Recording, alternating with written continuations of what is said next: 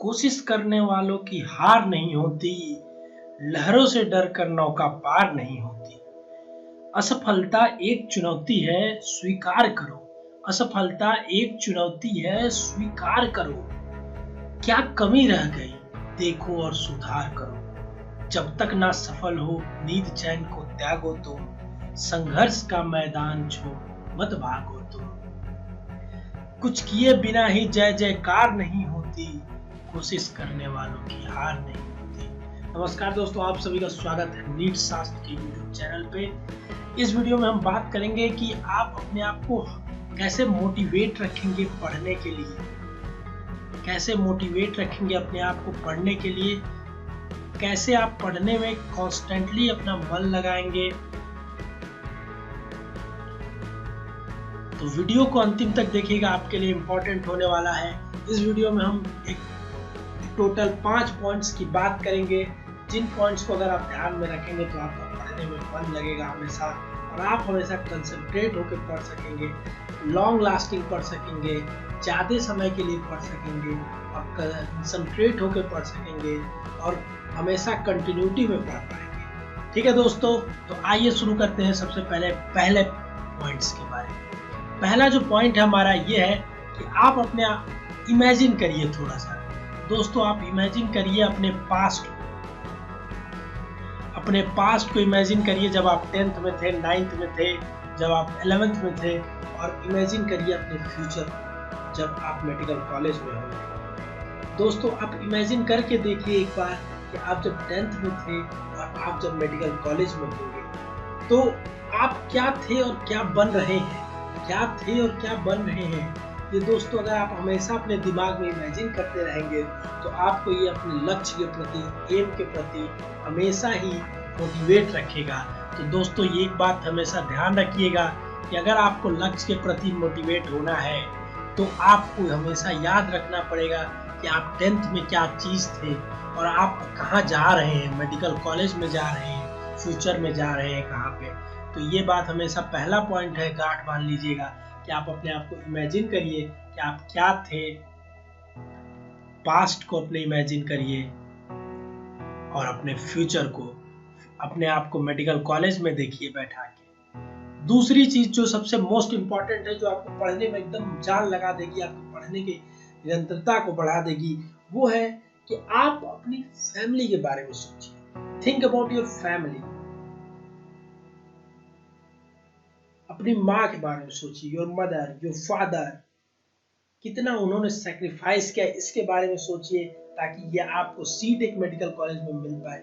इसके लिए उन्होंने कितना सैक्रिफाइस किया, इसके बारे में सोचिए, तो आपका हमेशा पढ़ने में मन लगेगा। आपको लगेगा कि उनकी सैक्रिफाइस जाया नहीं जाने देंगे हम, क्योंकि उनका जब इतने सालों का सैक्रिफाइस है, इकोनॉमिकली, फिजिकली, हर तरह से उन्होंने सैक्रिफाइस करके आपको सिर्फ यहाँ तक लाया है, इतनी सुविधाएं दी है। क्यों? ताकि आप मेडिकल कॉलेज में जा पाए। तो आप इस चीज को जाया बिल्कुल भी नहीं जाने देंगे। तीसरा जो मोस्ट इम्पॉर्टेंट पॉइंट है दोस्तों, वो है आप एक वजह ढूंढिए, कोई भी एक वजह ढूंढिए जो आपको मोटिवेट करे आपके एम के लिए। दोस्तों, आपके पास हमेशा वजह होगा बहुत सारा काम ना करने का, और काम करने का एक वजह, आप सॉलिड वजह ढूंढिए, और वो इतना स्ट्रांग होना चाहिए कि आपको हर चीज से वो हटा सके, आपको हर एक डिस्ट्रैक्शन से हटा सके। आपको नींद आ रही हो तो आपकी नींद को खत्म कर सके, आपको खेलने जाना हो तो वो आपको खेलने न जाने दे, आपको पढ़ने के लिए बोले। ऐसी कोई एक स्ट्रांग वजह आप ढूंढिए दोस्तों। हो सकता है वो आपका फैमिली हो सकता है वो आपका फ्यूचर हो सकता है कोई भी वजह हो। ऐसे 1000 वजह होंगे आपके पास, पर आपको सिर्फ एक वजह ढूंढना है जो इतना स्ट्रांग इनफ होगा कि आपको डिस्ट्रैक्शंस को, जो आपको पढ़ने से रोकते हैं, उनको अवॉइड करेगा, उनको हावी नहीं होने देगा आपके ऊपर। चौथे पॉइंट्स के बारे में हम जो बात करेंगे दोस्तों, वो पॉइंट ये है कि अब जबकि आप इतना पढ़ चुके हैं, आपको पता है कि आप इतना ज़्यादा सफ़र तय करके यहाँ तक आ चुके हैं, तो आप अब इतना जब पढ़ चुके हैं तो थोड़े के लिए क्यों रुकना दोस्तों आपको? क्योंकि कई बार सब मंजिल क्या होती है आपको पता नहीं चलता है।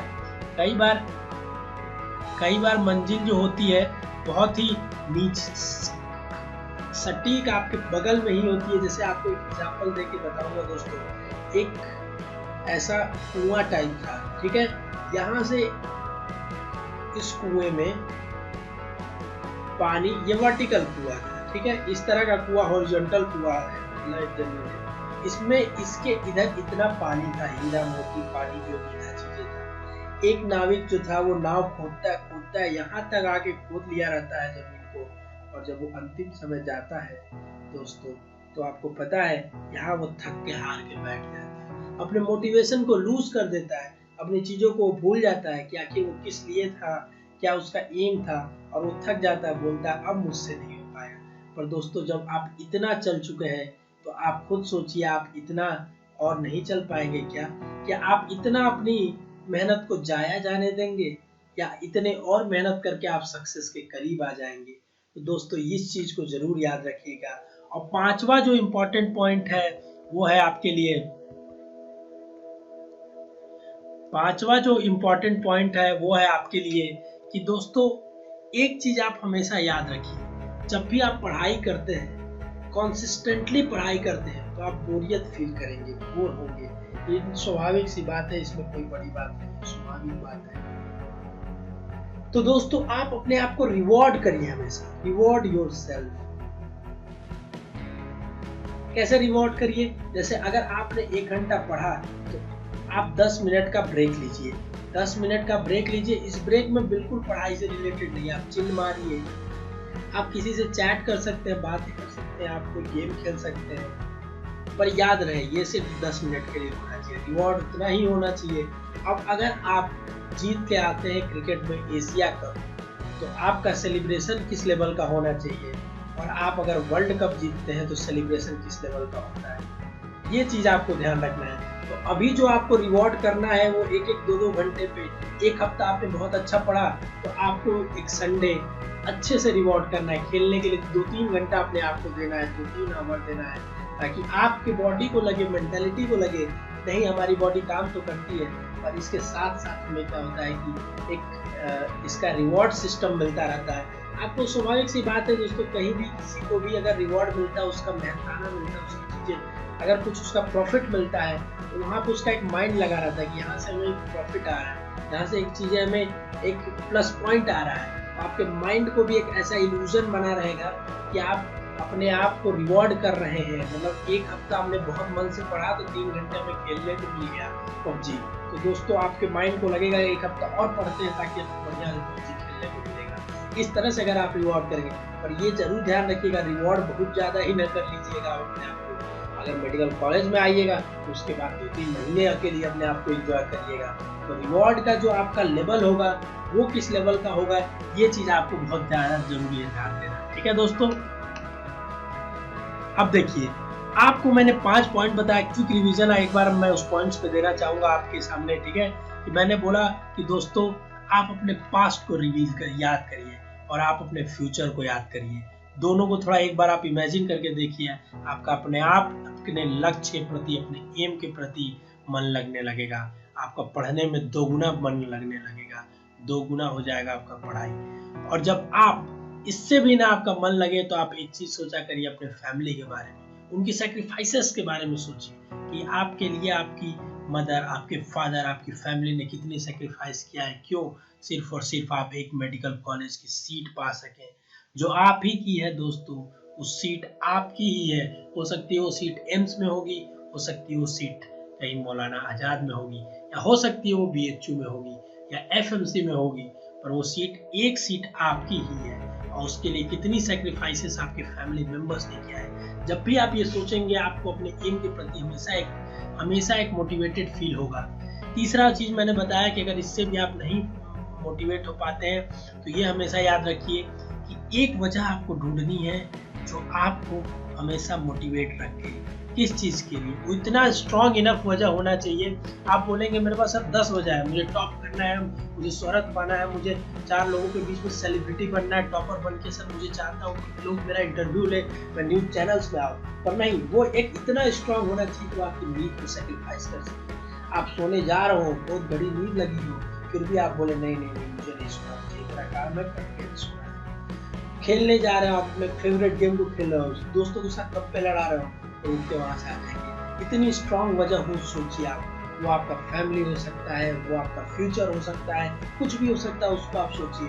चौथे पॉइंट्स के बारे में मैंने बताया कि आप जब यहाँ तक आ ही चुके हैं तो बहुत कुछ आप गेन कर चुके हैं अभी तक, और इतना कुछ आप गेन कर चुके हैं कि अब पीछे जाना हमें मंजूर नहीं सर, अब पीछे जाना हमें मंजूर नहीं। तो सर इतना जब हम कर ही चुके हैं तो क्यों ना थोड़ा और एक धक्का दे, जो और दे, और सिलेक्शन करी पूरा हो जाए। पांचवी चीज जो मैंने आपको बताई वो मैंने बोली कि आप अपने आप को रिवॉर्ड करिए हमेशा, जिससे क्या होगा कि आपको ये पता चलेगा, आपके माइंड को एक इल्यूजन रहेगा, यहाँ से हमें प्रॉफिट मिलता है, मतलब हमें एक तरह का रिवॉर्ड सिस्टम अपने आप को डेवलप करना है। मैंने 1 घंटा पढ़ा तो 10 मिनट का हमें एक शॉर्ट ब्रेक लेना है, जिसमें चिल कर सकें, जिससे माइंड को रिफ्रेश कर सकें। हमने 1 वीक लगातार पढ़ा तो संडे को 2 से 3 घंटे के लिए हम लंबा ब्रेक लेंगे। हमने 1 मंथ बहुत अच्छे से पढ़ लिया कि हमारा नंबर जहाँ 450 आता था, तो 1 मंथ हमने इतना पढ़ा कि जो हमारा जो भी छूटा हुआ था सब रिवाइज हो गया। और मैंने टेस्ट सीरीज दे के देखा 450 से मेरा 550 हो गया, 600 नंबर हो गया। तो दोस्तों आपको खुद को रिवॉर्ड करना भी बनता है। आप थोड़ा बहुत 2-3 घंटे अपने आप को 1 मंथ में अगर इस तरह का परफॉर्मेंस देते हैं अपने खुद से, तो अपने आप को रिवॉर्ड करना जरूरी हो सकता है। ठीक है दोस्तों, इसी 5 पॉइंट का अगर ध्यान रखेंगे तो आपका पढ़ने में आशा करते हैं मन दोगुना हो जाएगा, और आप इसी तरह से एकदम मोटिवेट होकर पढ़ेंगे ताकि आपको एक मेडिकल कॉलेज की सीट मिल जाए। दोस्तों अगर ये वीडियो अच्छा लगा हो तो नीट शास्त्र चैनल को हमें सब्सक्राइब करिएगा, इस वीडियो को दोस्तों तक शेयर करिए, लाइक करिए, कमेंट करके बताइए और किस टॉपिक्स पे आपको वीडियो चाहिए, ताकि हम ऐसे ही आपको मोटिवेट कर सकें, आपको गाइड कर सकें नीट के एंट्रेंस एग्जाम के लिए। ऑल द बेस्ट दोस्तों, मिलेंगे अगले ऐसे ही किसी